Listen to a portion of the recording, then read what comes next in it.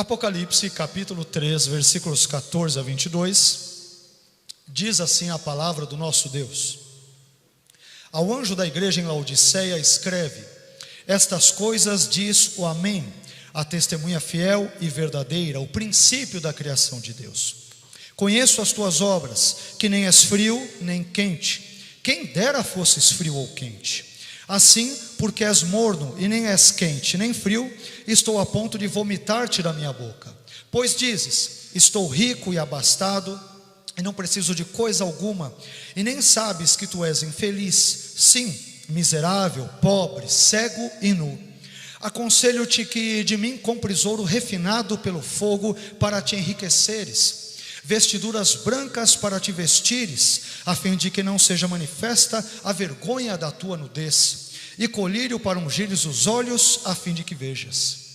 E eu repreendo e disciplino a quantos amo. Sê, pois, zeloso e arrepende-te. Eis que estou à porta e bato. Se alguém ouvir a minha voz e abrir a porta, entrarei em sua casa e cearei com ele e ele comigo. Ao vencedor, dar-lhe-ei sentar-se comigo no meu trono, assim como também eu venci e me sentei com meu Pai no seu trono. Quem tem ouvidos, ouça o que o Espírito diz às igrejas. Amém? Vamos agradecer a Deus, vamos pedir que Ele fale conosco. Amém? Senhor Deus, nós queremos novamente buscar a Tua presença neste lugar. Queremos Te agradecer pela Tua bondade, pela Tua misericórdia, pela Tua graça, motivo pelo qual estamos aqui reunidos nesta noite. Te agradeço pela Tua igreja aqui presente, pelos irmãos aqui da própria igreja evangélica Jaboque, por esses outros irmãos tão queridos de outras denominações aqui presentes também. Que o Senhor possa abençoar a todos eles, seus casamentos, famílias, ministérios, sonhos, aspirações. E eu te peço, Senhor, nesta hora, depois de termos lido um trecho maravilhoso da Tua palavra, um texto, aliás, confrontador da Sua palavra, que o Senhor novamente venha iluminar o nosso entendimento. Me dê graça, Senhor, como eu tenho te pedido em todos estes domingos, para transmitir a Sua mensagem ao Seu povo, e dê da mesma forma graça ao Seu povo, para poder apreender, absorver e colocar em prática tudo aquilo que for falado nesta noite. Que o Senhor nos oriente, que o Senhor nos tome pelas Tuas mãos, que o Senhor nos abençoe, que o Senhor fale conosco, e que saiamos daqui nesta noite impactados, mas também revigorados e transformados pelo poder glorioso da Sua palavra.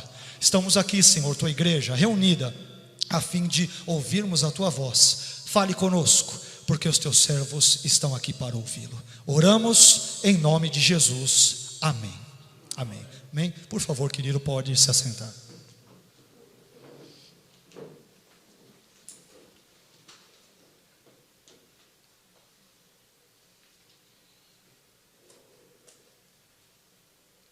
Ao longo desses domingos, nós temos dado uma pequena introdução sobre cada uma das cidades nas quais cada uma das igrejas, das 7 igrejas, ali está presente e cujas cartas são a elas direcionadas. E hoje o nosso intuito também é seguir essa mesma lógica, darmos uma introdução prévia sobre cada uma das cidades, e especialmente, evidentemente hoje, sobre a cidade de Laodiceia, e depois extrairmos alguns ensinamentos por meio da exposição dos versículos de número 14 até o 22. Meus irmãos, quando falamos sobre a cidade de Laodiceia, é uma cidade que foi fundada por um rei Seleucida, conhecido, denominado como Antíoco II, por volta, acreditam os estudiosos, de meados do 3º século antes de Cristo, isto é, 250 antes de Cristo. Este rei, ele chamou a cidade de Laodiceia como uma forma de homenagear a sua esposa, chamada Laodice. Aliás, o nome Laodiceia, ele é derivado de 2 palavras gregas e significa justiça do povo, laos, povo, e de que transmite o conceito de justiça, justiça do povo. Eu diria que esse nome é um nome bastante apropriado para uma cidade que confiava na sua autossuficiência. Uma cidade, não somente ela, mas cujo caráter e cujas características também estavam presentes na igreja, e igreja esta que também confiava, como nós veremos, na sua autossuficiência, nos seus recursos, na sua capacidade, na sua força humana. De modo que o nome Laodiceia, ele é muito apropriado para o contexto dessa carta, para a cidade e a igreja exatamente sobre a qual nós estamos discorrendo. Laodiceia se tornou conhecida no mundo antigo por ser um importante centro comercial e econômico. Esta cidade, ela produzia e exportava uma famosa lã negra, uma lã escura, e possuía também uma escola de medicina especializada no tratamento dos olhos e ouvidos, e acabou desenvolvendo uma pomada que era usada no tratamento dos olhos inflamados, da inflamação dos olhos, que acabou depois sendo conhecida ou denominada como pó frígio.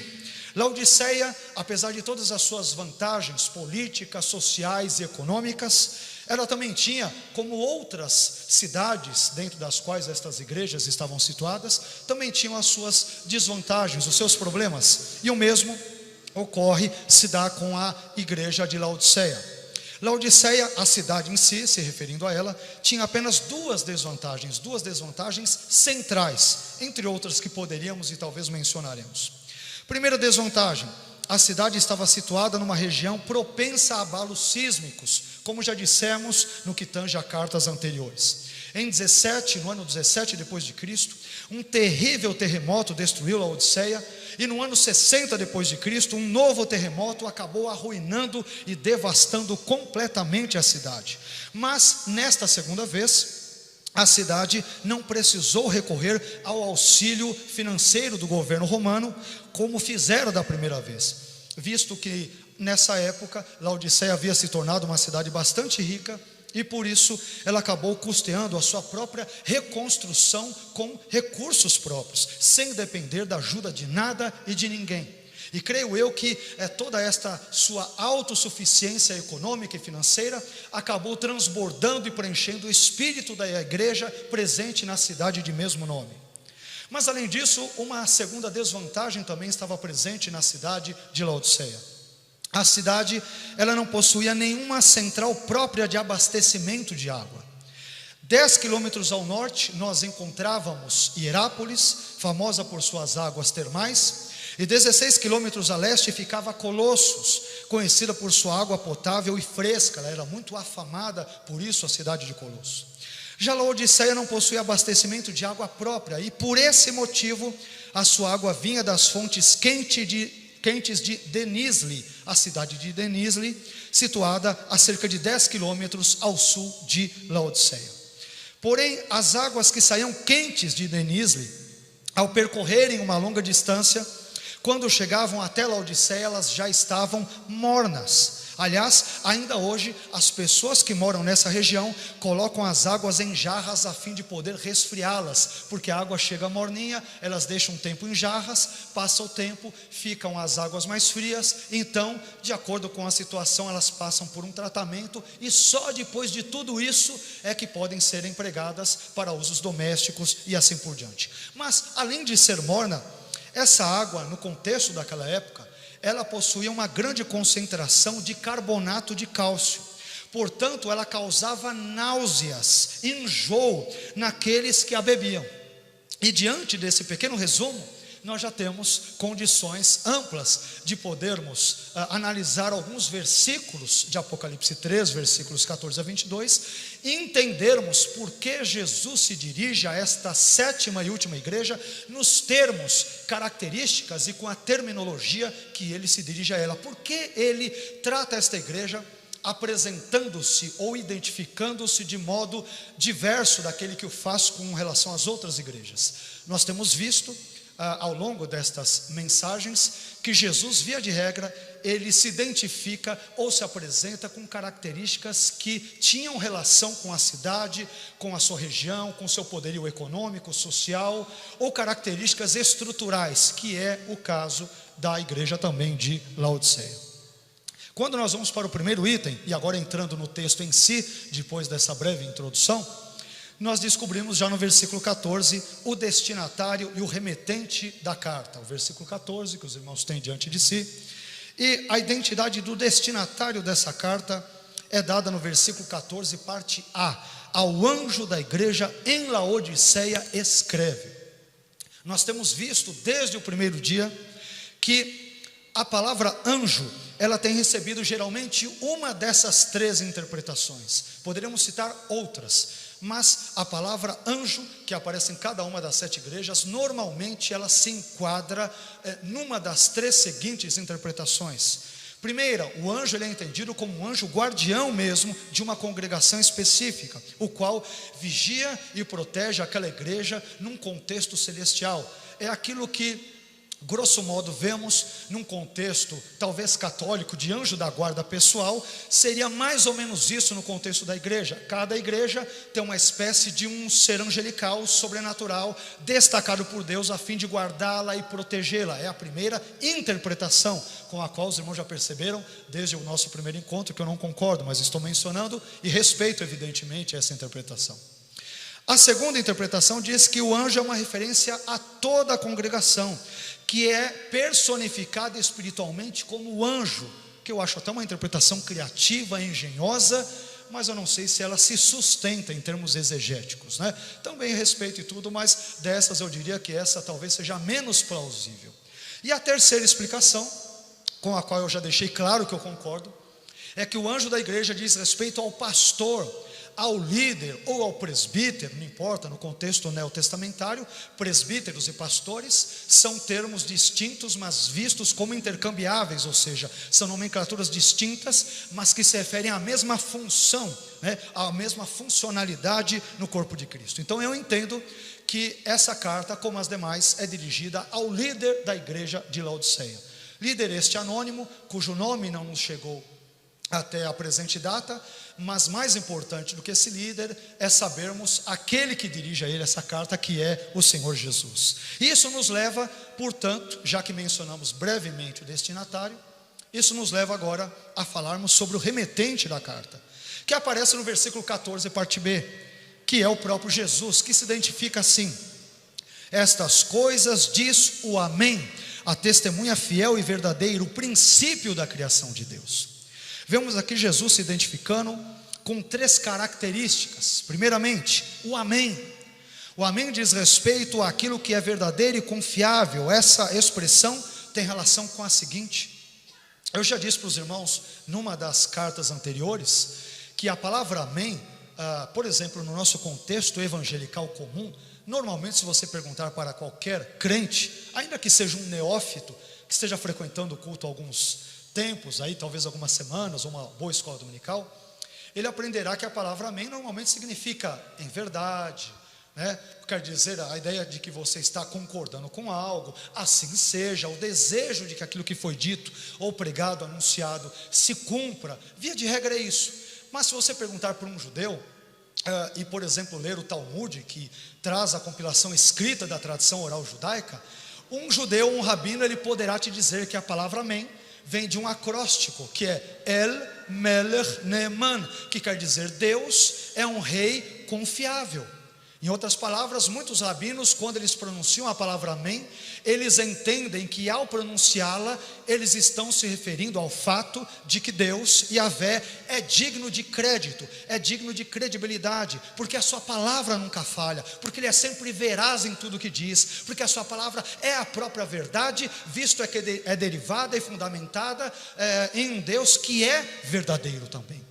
Então, essa ideia também que aparece no judaísmo, de um Deus que é confiável, porque Ele é verdadeiro, a palavra dEle é a verdade, tudo quanto Ele diz, disse ou dirá é plenamente verdade. Portanto, podemos, e não só podemos, devemos confiar nele com todo o nosso ser, porque o que Ele disse, Ele fará, Ele cumprirá, porque Ele é verdadeiro na sua essência, no seu ser e na sua palavra.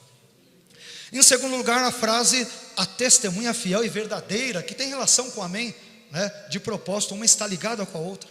A frase, a testemunha fiel e verdadeira, significa que tudo que Jesus diz, já acabamos de mencionar isso, é verdadeiro. Por isso que Ele é a testemunha fiel e verdadeira.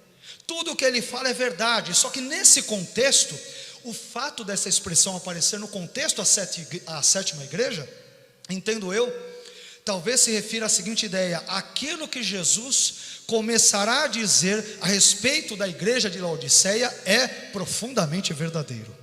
Em outras palavras, é como se ele estivesse preparando o terreno e estivesse dizendo: eu vou dizer coisas que talvez vocês não vão gostar, eu vou mexer na ferida de vocês, e vai mesmo, como nós vamos ver. Mas ele diz: não se preocupem, porque eu sei o que eu estou dizendo, eu conheço cada um de vocês, eu conheço a história dessa igreja, e portanto ninguém melhor do que o próprio Cristo para falar e dar um diagnóstico preciso de uma igreja cujo Senhor é Ele mesmo. Apesar desta igreja, infelizmente, tê-lo colocado da porta para fora, como nós veremos, ainda assim ele diz: eu te conheço, eu sei como você vive, eu sei quem você é. Você acha que é uma coisa, mas você é outra. Então tome cuidado, porque senão você poderá ser julgado e eu poderei puni-lo se você não se arrepender.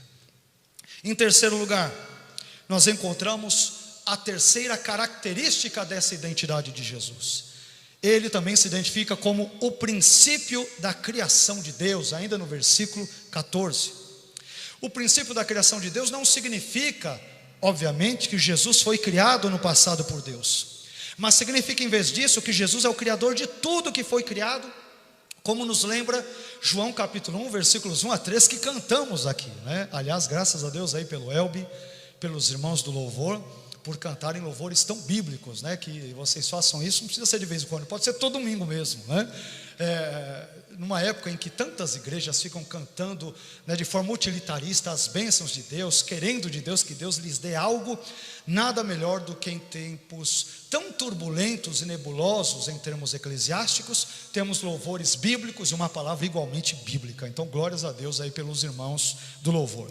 Mas Jesus, ele é retratado, portanto, como o criador de tudo o que existe, como nos diz João capítulo 1, versículos 1 a 3, que diz: no princípio era o Verbo estava com Deus, e o Verbo era Deus, ele estava no princípio com Deus, todas as coisas foram feitas por ele, e sem ele nada do que foi feito, nada do que existe, de fato se fez. Então ele é a origem de toda a criação. É nesses termos que Jesus se apresenta a esta sétima e última igreja, que tem características absolutamente problemáticas, como veremos nos versículos a seguir. Quando nós vamos, depois da descrição do destinatário e remetente, em segundo lugar, nós vemos a descrição da condição espiritual da igreja de Laodiceia. E é aqui que o negócio começa a apertar. Isso aparece nos versículos de número 15 até o de número 16. Versículo 15, parte A: conheço as tuas obras.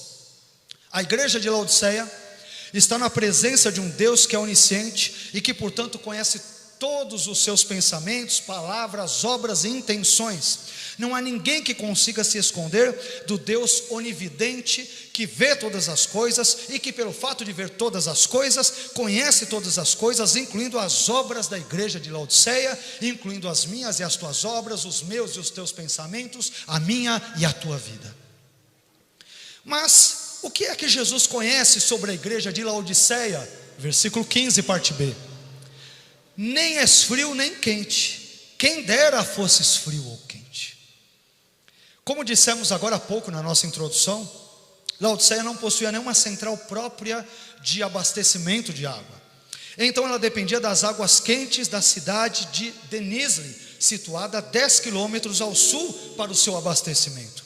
Mas estas águas, também acabamos de dizer, por elas percorrerem um determinado caminho, quando chegavam a Laodiceia, elas já chegavam mornas, de modo que também chegavam acompanhadas de uma alta concentração de carbonato de cálcio, e portanto as suas águas não eram potáveis, elas eram absolutamente impróprias para o consumo. Então Jesus, conhecedor que era dessa característica hídrica da cidade, se vale dessa informação a fim de denunciar a condição espiritual dos crentes laodicenses. Jesus compara a mornidão das águas de Laodiceia, que eram impróprias para o consumo, com a frouxidão e o desleixo espiritual dos crentes laodicenses. Meus irmãos, eu fico imaginando que se Jesus estivesse se dirigindo hoje a algumas igrejas de São Paulo, onde eu e você aqui moramos, onde eu e você congregamos, habitamos, temos o nosso trabalho e assim por diante. Eu fiquei imaginando, se Jesus se dirigisse a muitas das igrejas de São Paulo, ele talvez pudesse usar outra ilustração hídrica para descrever a condição espiritual de tais igrejas. E talvez Jesus dissesse algo mais ou menos parecido com o que eu vou dizer agora. Eu conheço as tuas obras, que são sujas e mal cheirosas como as águas do rio Tietê. Quem dera vocês se voltassem para a nascente do rio Tietê, em Salesópolis, a 96 quilômetros de São Paulo, onde as suas águas são limpas e potáveis. Mas assim como o rio Tietê, ao se distanciar da sua nascente em Salesópolis, se tornou poluído e mal cheiroso, da mesma forma vocês, cristãos paulistanos, ao se distanciarem de mim, a fonte das águas vivas, acabaram vivendo um cristianismo igualmente mal cheiroso, fétido e impróprio para o consumo, tal como são as águas do rio Tietê. Será que Jesus, ao se dirigir a algumas de nossas igrejas em São Paulo, ele pronunciaria palavras semelhantes a estas? E eu confesso, meus irmãos, que eu sinto calafrio só de pensar nessa possibilidade. Porque Jesus, ele pega traços da região, da topografia e da geografia de cada uma das 7 igrejas, do seu produto, do seu comércio, da sua política. Ele pega essas características e ele lhes confere um ar teológico ou espiritual e começa a denunciar o pecado das igrejas que tem relação com a sua vida cotidiana. Eu tenho medo, se Jesus se dirigisse hoje à nossa igreja ou a muitas de nossas igrejas, por exemplo em São Paulo, para não falar do Brasil ou do mundo, que tipo de palavras ele poderia dirigir ao meu e ao teu respeito. Mas, apesar das duras palavras de Jesus dirigidas contra a igreja de Laodiceia, na continuação do texto, em Apocalipse 3:16, nós descobrimos que essa igreja, apesar de viver um cristianismo frouxo, ainda contava com a graça de Deus. Vejamos o que diz o versículo 16: assim, porque és morno, e nem és quente nem frio, estou a ponto de vomitar-te da minha boca.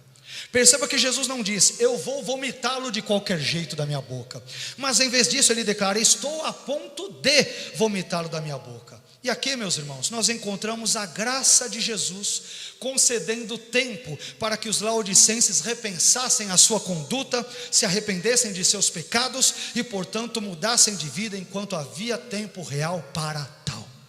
Ele não diz, eu vou vomitá-los de qualquer jeito. Ele não diz, o jogo já está perdido para vocês e vocês não têm mais condições de mudar essa situação. Muito pelo contrário, ele diz, nós podemos, mediante o arrependimento, mudar a nossa história com a graça de Deus. Você pode sim ter um casamento transformado, uma família transformada, uma vida transformada, uma vida profissional, ministerial transformada, se você se arrepender dos seus pecados. Se a graça de Deus te propiciar isso, você pode sim experimentar uma mudança radical de vida para a glória do nome do Senhor. Amém. Mas continuando, indo agora para o nosso terceiro ponto, também descobrimos que Jesus ele faz uma dura repreensão à igreja de Laodiceia. Isso aparece nos versículos 17 e 18. Primeiramente, Jesus chama a atenção da igreja de Laodiceia em razão de sua arrogante autossuficiência. Em Apocalipse 3:17, parte A, Jesus critica as seguintes palavras dos crentes laodicenses. Ele diz, pois dizes, é vocês que estão dizendo isso, vocês crentes de Laodiceia, vocês têm o costume de falar o seguinte, olha o que vocês dizem, estou rico e abastado, e não preciso de coisa alguma. Olha só, Jesus diz, eu só estou reproduzindo o que vocês falaram. Vocês dizem, nós não precisamos de nada. E meus irmãos, permitam-me dizer que não existe nada mais abjeto e reprovável do que uma igreja autossuficiente, que confia nas suas posses e riquezas e que não admite a sua total dependência de Deus e da sua graça. A verdadeira igreja de Cristo é aquela que vive na total dependência de Cristo, porque ela leva a sério as palavras do próprio Cristo quando ele disse, sem mim nada podeis fazer. Nada podeis fazer. Nós somos total, plena e completamente dependentes de Cristo, da sua palavra, da sua graça, do seu perdão, do seu amor, de modo que sem Cristo nós estamos absolutamente perdidos. Talvez essa postura de autossuficiência da igreja de Laodiceia fosse um reflexo daquilo que ocorrera à própria cidade no ano 60 depois de Cristo, situação esta que mencionamos agora há pouco, quando um terremoto arruinou a cidade, mas ela com recursos próprios custeou a própria reconstrução sem depender de Roma e de ninguém para ajudá-la. Parece-nos, pelo menos me parece, que esse espírito autossuficiente dos moradores de Laodiceia transbordou para a igreja, penetrou na igreja e começou a fazer parte dos seus valores. Em outras palavras, os valores do mundo influenciaram a igreja de Laodiceia, em vez dos valores cristãos da igreja de Laodiceia influenciarem o mundo. E isso, meus irmãos, é uma das coisas mais tristes que pode ocorrer a uma igreja que se diz cristã. É vê-la influenciada pelos valores do mundo em vez do contrário. É uma igreja que, em vez de ser sal da terra e luz do mundo, ela na verdade se influencia com a falta de sabor e com as trevas do mundo e traz esses valores mundanos e anticristãos para dentro, do seu conjunto, da membresia, do seu culto, das suas características de vida e assim por diante. É aquilo que poderia ocorrer de mais triste e é o que ocorre na igreja de Laodiceia. Em segundo lugar, com apenas 5 adjetivos, Jesus descreve a condição espiritual lamentável dos laodicenses com 5 adjetivos.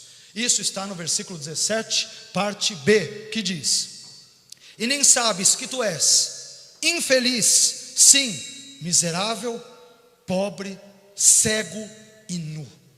Olha só, infeliz. Já pensou Jesus se dirigir para uma igreja e falar: você é infeliz, miserável, pobre, cego e nu? A igreja que se achava feliz por causa da sua autossuficiência e independência era na verdade infeliz. A igreja que se via como rica em razão da independência econômica da sua cidade era na realidade miserável e pobre. A igreja cuja cidade era famosa por seu centro médico de tratamento oftalmológico e por sua pomada para inflamação dos olhos era na verdade cega. Laodiceia ajudava as pessoas a se tratarem da sua visão física, mas a própria igreja de Laodiceia continuava espiritualmente cega.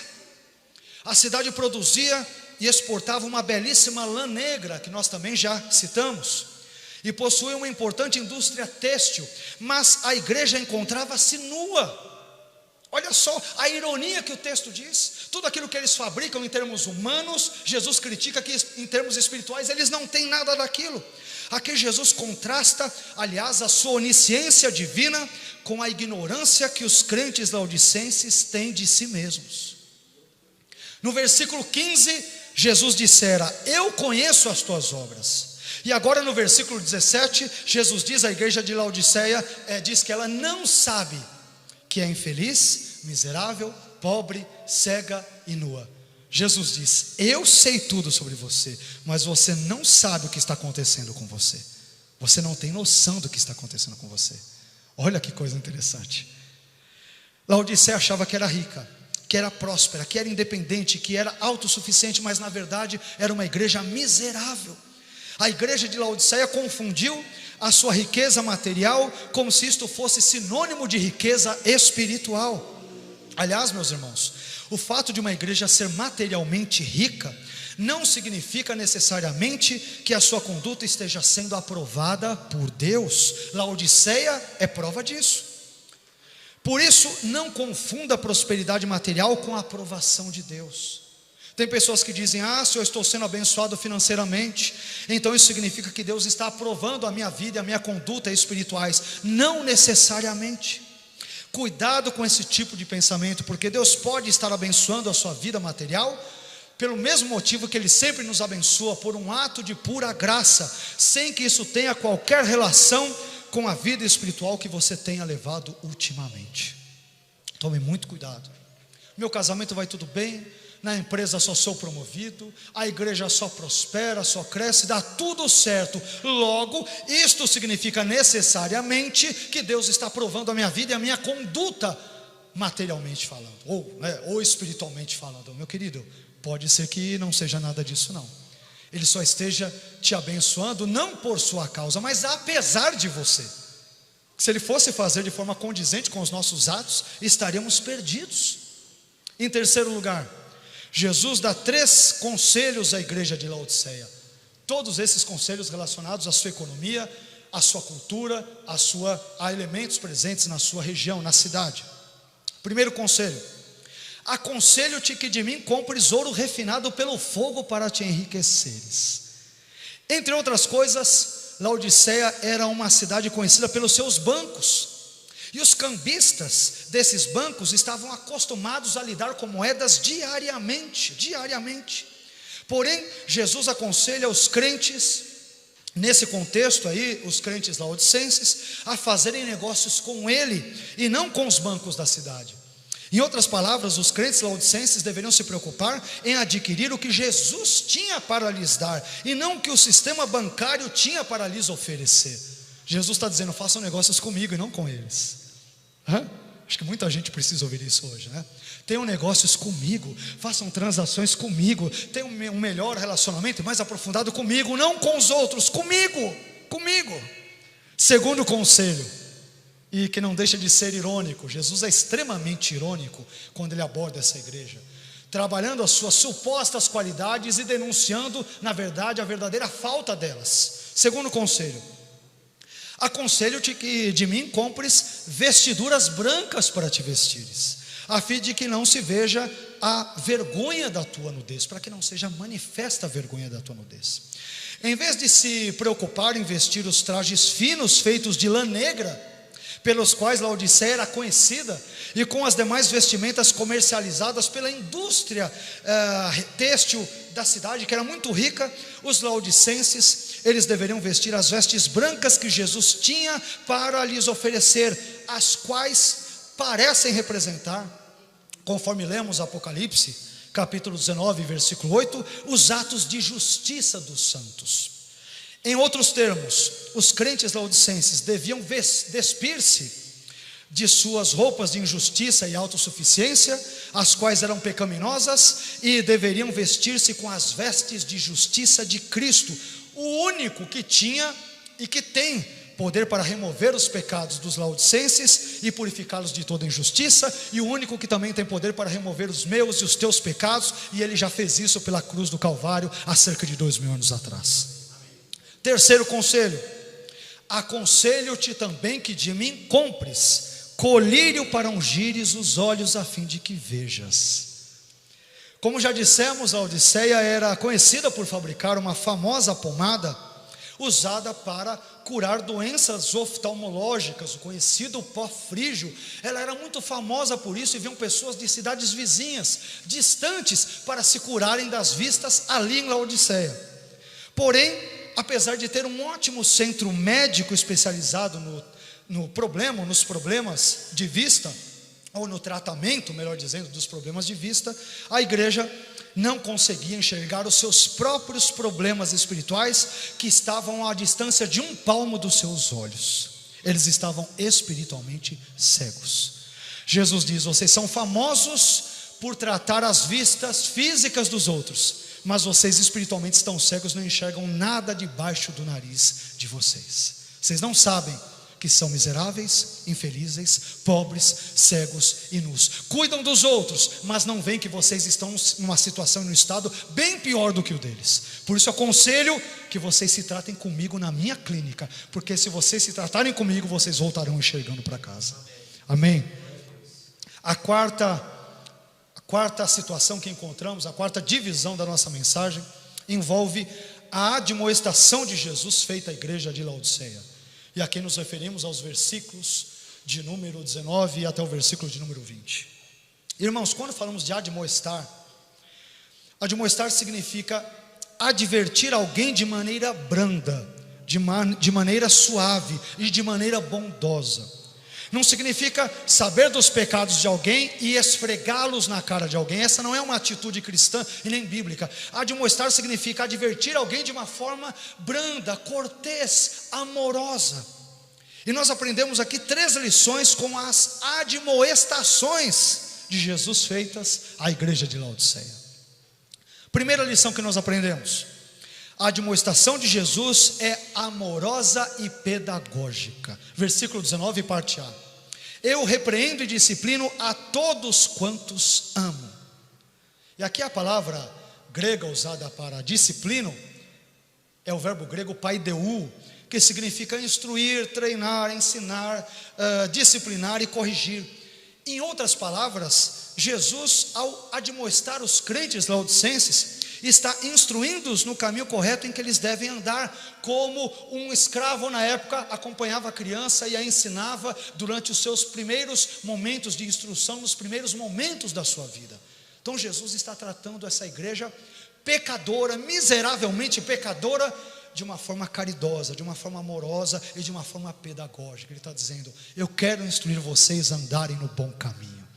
É um Jesus que ama essa igreja, apesar desta mesma igreja ter virado as costas para ele, como nós já veremos em seguida. Versículo 19, parte B, segunda lição.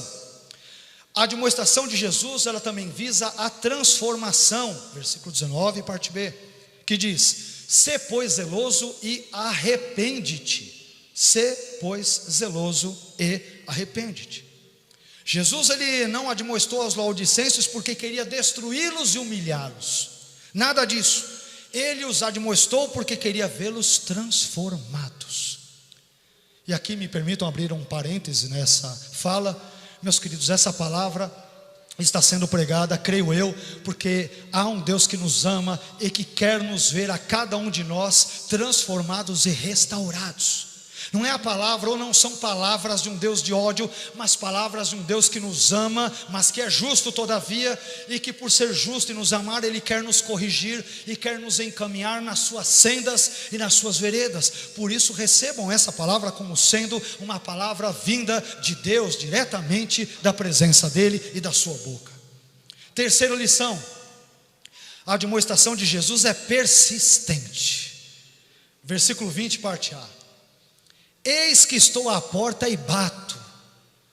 Aqui o verbo grego para a palavra bater vem do grego cruo, que ele aparece no presente do indicativo e, portanto, pode ser melhor traduzido como estou batendo, ou estou batendo continuamente. É como se Jesus dissesse, traduzindo de uma forma bem literal: eis que estou à porta e continuo batendo. Eu estou batendo e eu não paro de bater. Embora a igreja laodicense tivesse desistido de Jesus e o tivesse colocado para fora de suas portas e de suas vidas, Jesus, por outro lado, não desistiu da igreja que havia desistido dele. A igreja o colocou para fora. Ele do lado de fora bate, ele diz: eu continuo batendo, e eu estou esperando vocês abrirem, e eu quero entrar. Vocês desistiram de mim, me colocaram para fora, mas eu quero fazer parte da vida de vocês. Afinal de contas, mesmo porque não existe igreja cristã verdadeira sem Cristo. Essa igreja tinha tudo, ou aparentemente tudo. Rica sou, não preciso de nada. Talvez deveriam ter naquela época, claro que eu estou sendo anacrônico e estou ilustrando, brincando aqui, é claro. Talvez deveriam ter o púlpito mais maravilhoso, talvez os efeitos especiais com a maior estrutura, as melhores cadeiras, com os melhores ar-condicionados que tinham tudo perfeitamente, mas só não tinha um detalhezinho: Cristo não estava ali. Eu acho que é o que pode acontecer de mais triste para uma igreja. Tem muitos templos, tem pastores até cultos, até conhecedores da palavra, até doutos, até tem uma membresia muito grande, tem uma série de qualidades, igrejas ricas mesmo, materialmente falando, mas muitas vezes pode ocorrer, não estou generalizando, estou explicando e citando exemplos, pode ocorrer de uma igreja rica materialmente ser pobre porque falta ali o principal: Cristo como Senhor reinando no seu culto, na sua vida, no seu dia a dia e assim por diante. E Jesus falava: vocês me colocaram para fora, mas eu estou continuamente batendo na porta e quero entrar. A igreja de Laodiceia desistiu de Cristo, mas Cristo não desistiu dela. Que coisa, né? Que lição de amor. Por isso que quando eu leio nos evangelhos que Jesus ele deixa as 99 ovelhinhas ali no aprisco, e ele vai atrás daquela que se desgarra, ele vai atrás daqueles que muitas vezes desistiram, viraram as costas para ele, porque encaramos os fatos, irmãos. Nós servimos a um Deus que nos ama, o que não quer dizer que seja conivente com os nossos pecados, não estou dizendo nada parecido com isso, nem sugerindo, mas servimos a um Deus que nos ama. Quarta lição: A admoestação de Jesus exige uma resposta. Versículo 20, parte B. Se alguém ouvir a minha voz e abrir a porta, entrarei em sua casa e cearei com ele e ele comigo. Embora Jesus desejasse muito fazer parte da vida dos crentes laodicenses, ele não iria impor essa comunhão goela abaixo. A parte que cabe a Jesus é bater na porta. A parte que nos cabe, que cabe a mim e a você, é virar a maçaneta, abrir a porta e deixar Jesus entrar.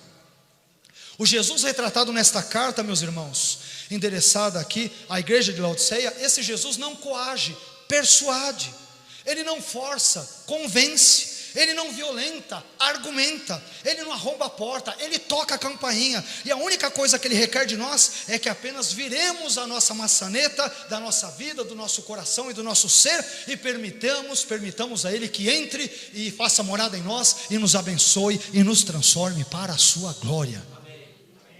Finalmente, estamos caminhando aqui para o final. Aprendemos aqui nos versículos 21 e 22 a promessa de Jesus feita ao vencedor, dirigida primeiramente aos crentes vencedores da igreja de Laodiceia, mas depois por extensão a todos os verdadeiros crentes de todas as épocas, lugares, denominações, igrejas e assim por diante. A promessa feita por Jesus possui um endereço duplo, como nós mencionamos, primeiro à igreja de Laodiceia e aos demais crentes. E vejamos o que diz o versículo 21 sobre esta promessa: ao vencedor dar-lhe-ei sentar-se comigo no meu trono, assim como também eu venci e me assentei com o meu Pai no seu trono. Que essa promessa de Jesus, meus irmãos, é feita a todos os crentes, fica claro quando lemos o conselho de Paulo a Timóteo, por exemplo, em 2 Timóteo 2,12, onde ele diz: se perseverarmos, também com ele reinaremos.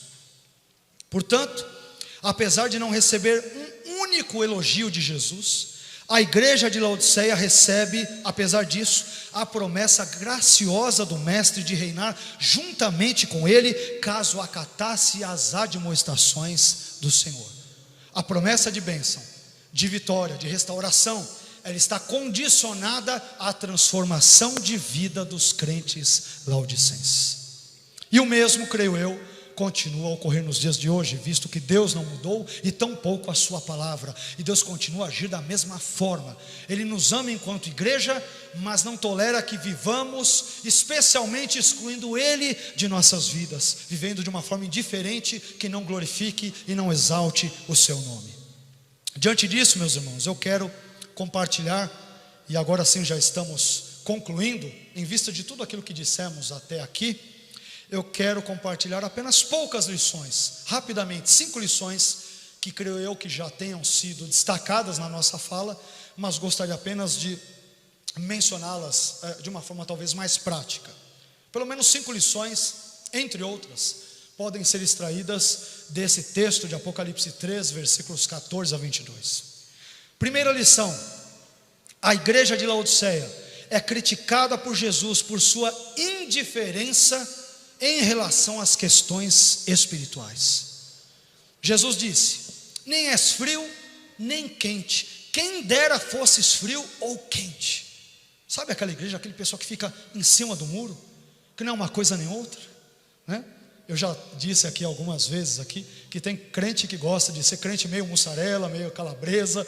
Você pode pedir essa pizza para você no final de semana e tudo, sem nenhum problema, mas não devemos ter ou levar uma vida semelhante a esta. Isso me faz pensar na belíssima e atual fala de Elias, quando ele diz em 1 Reis 18: até quando vocês viverão cocheando entre dois pensamentos? Se o Senhor é Deus, sirvam-no; se é Baal, sirvam-no. A igreja de Laodiceia, ela era indiferente, não era nem quente, nem fria, não era nem 8 nem 80, ela estava mais ou menos ali na meiuca, como diz outro. E essa ilustração do seu caráter espiritual, Jesus extrai das fontes de águas termais, que quando chegavam na cidade, visto que ela não tinha um centro de abastecimento de água próprio, chegavam mornas. E Jesus diz: a vida de vocês está igualzinha a essa água que vocês recebem, está mais ou menos. Pessoas indiferentes, Pessoas que nem sofrem pelo Evangelho, nem dão a vida pelo Evangelho, levam uma vida de qualquer jeito. Eu vou tocar a vida do jeito que dá, para ver como que fica, e vai assim mesmo, e tudo bem. E Jesus diz: não, temos que nos decidir. Aliás, o texto lido no início deste culto, um pouco antes da mensagem, foi muito propício de Josué, no texto no capítulo 24 de Josué. Se vocês querem servir aos outros deuses, tudo bem, mas eu e a minha casa serviremos ao Senhor. Decidido, né? Eu não vou ficar ali no meio. Eu já tomei uma decisão, e a minha decisão envolve Cristo. Jesus, ele faz parte da minha vida, e ponto final. Segunda lição: a igreja de Laodiceia é criticada por Jesus por sua autossuficiência. Versículo 17, parte A. Pois dizes: estou rico e abastado, e não preciso de coisa alguma. Irmãos, uma igreja, ou um crente, um pastor, seja lá quem for, não importa a sua função, o dom, não importa. Um crente dizer: eu não preciso de nada, não soa bem. Aliás, se há uma coisa que não combina com crente, é arrogância. Um pastor falar para a ovelhinha: você sabe com quem você está falando? Desse modo, a igreja de Laodiceia, como nós dissemos, é criticada por Jesus devido à sua autossuficiência. Terceiro ponto, a terceira lição que nós podemos aprender desse texto é que a igreja de Laodiceia é criticada por Jesus pelo desconhecimento de sua condição espiritual.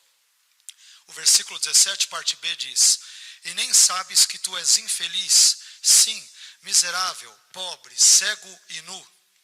Meus queridos, como nós havíamos dito antes na nossa fala, além de ser um problema em si, o fato de a pessoa ser miserável espiritualmente falando, problema ainda maior do que este é o fato dela ser miserável e nem saber da sua condição espiritual. Esta era exatamente a situação da igreja de Laodiceia. Ela não somente era infeliz e miserável, mas ela não tinha a menor noção, a menor consciência de que era. E essa é uma questão absolutamente triste que nós encontramos na história dessa igreja. Em quarto e penúltimo lugar, a igreja de Laodiceia é conclamada ao arrependimento.